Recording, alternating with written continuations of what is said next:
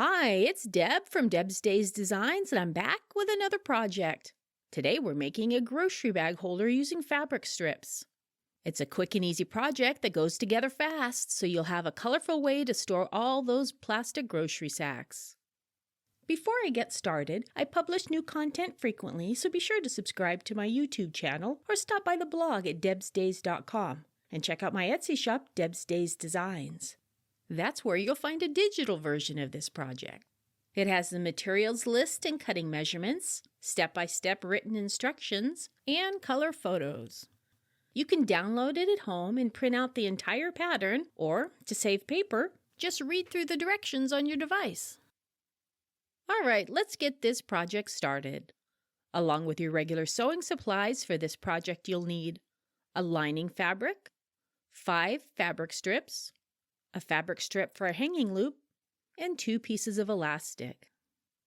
First, place the lining fabric with the right side of the fabric facing down. Place 1 fabric strip at the bottom edge of the lining with the right side of the fabric facing up.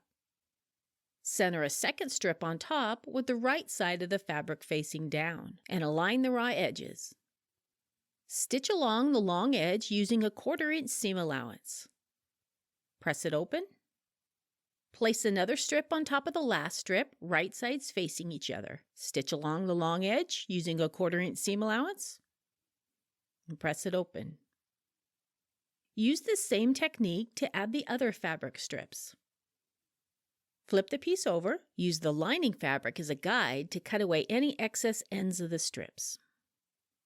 Fold the top of the fabric down a 1/4 inch with the wrong sides of the fabric facing and press it. Fold the edge over another 1/2 inch and press it. This will form the top casing for the elastic. Fold the bottom of the fabric up a 1/4 inch with the wrong sides of the fabric facing and press it. Fold the edge over another 1/2 inch and press it. This will form the bottom casing for the elastic. Now flip the piece right side up. Fold the fabric in half with the right sides facing each other and the casings at the top and bottom. Open the top and bottom casings and match the raw edges and the seams. Use fabric clips or pins to hold it in place. Beginning at the top, stitch the sides together using a 1/4 inch seam allowance. To reduce fraying, use an overlock stitch or a combination of a straight stitch and a zigzag stitch. Refold the casings back into place. Stitch around each casing about 1/8 inch from the open edge. Be sure to leave a space open to add the elastic.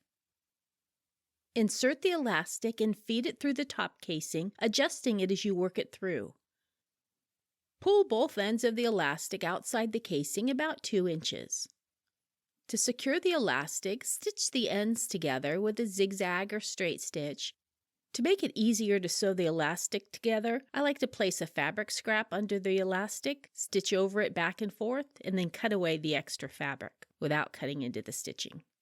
And then feed the elastic back into the casing and readjust it.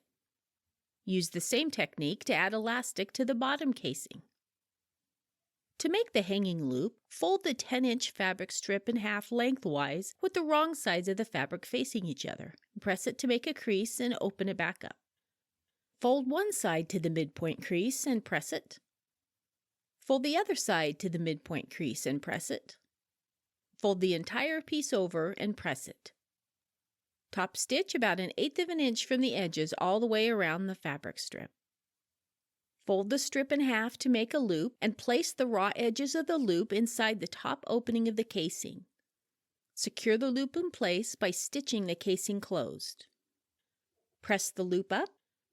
Stitch across the loop one last time to hold it in the upward position. Then stitch the bottom casing closed and turn the piece right side out. And just like that, just that fast, you used up some of your pretty fabric strips and organized your plastic grocery bags.